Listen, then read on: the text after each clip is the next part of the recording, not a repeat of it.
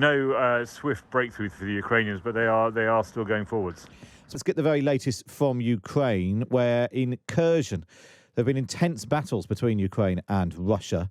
The Times' Richard Spencer is in Ukraine. He's been speaking to people in Kherson to find out what's happening there. Hi, Richard. Hi, how are you? Very good. What's the latest in Kherson?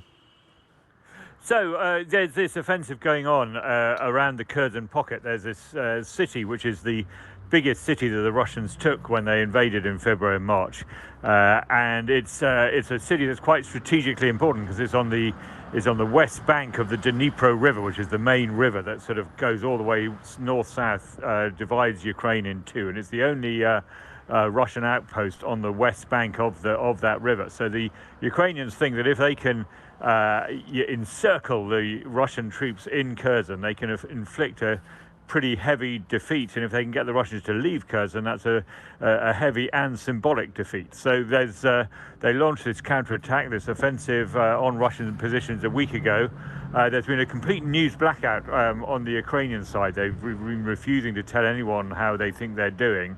But we managed to speak to quite a few soldiers who were injured in the battle, basically poking around the rear of the lines and seeing people with bandages and going up to them and saying, "Were you injured in this offensive?" And they told us what they thought was going on, which is it's kind of a grinding battle. You know, there's no great victory for the Ukrainians, but they have made a few gains. And yesterday they took a quite a strategic small town on the northeast side of that pocket. And there is actually a picture I think in the paper today of a Ukrainian flag flying above that town. So it's very small gains, and it's quite intense artillery fighting, as we've seen throughout this war, with quite heavy casualties on both sides. Lots of gruesome pictures of bodies in trenches and stuff coming out slowly.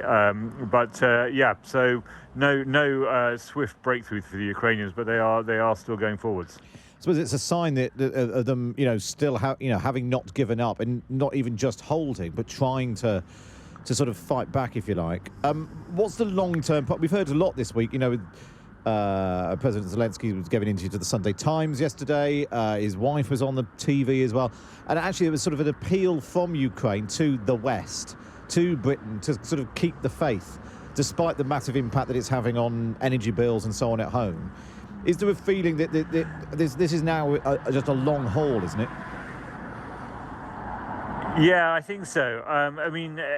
We've been used in the last couple of decades with the wars that we've managed to get involved in Iraq and places, to this idea of a blitzkrieg war where you take a country in a matter of weeks and then work out what to do next. This war is very geostrategic, to use some ghastly phrase. Everything that happens on the battlefront is very closely connected to what's happening in the political realm, the international political realm. I mean, even the doctors here are talking about the importance of Western weapons in terms, they say they can see the effects of Western weapons, these very accurate artillery pieces that America and Britain and other countries have been given. They can see the effects in the injuries that the Ukrainian troops are getting. They explain that by saying that, look, when the Russian artillery positions are under very close fire from these very accurate weapons, they can't fire so accurately.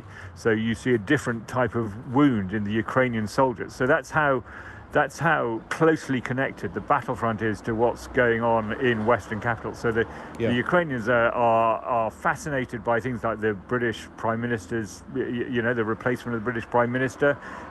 They've seen Boris Johnson as this cheerleader for Western support. They're worried that he won't be there, using his charisma to pump the Ukrainian cause.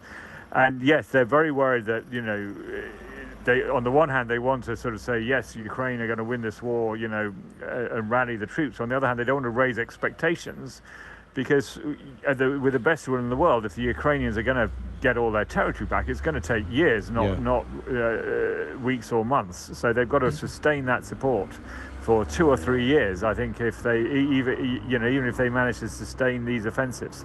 Richard, really good to speak to you as ever. Richard Spencer there, our correspondent live from Ukraine.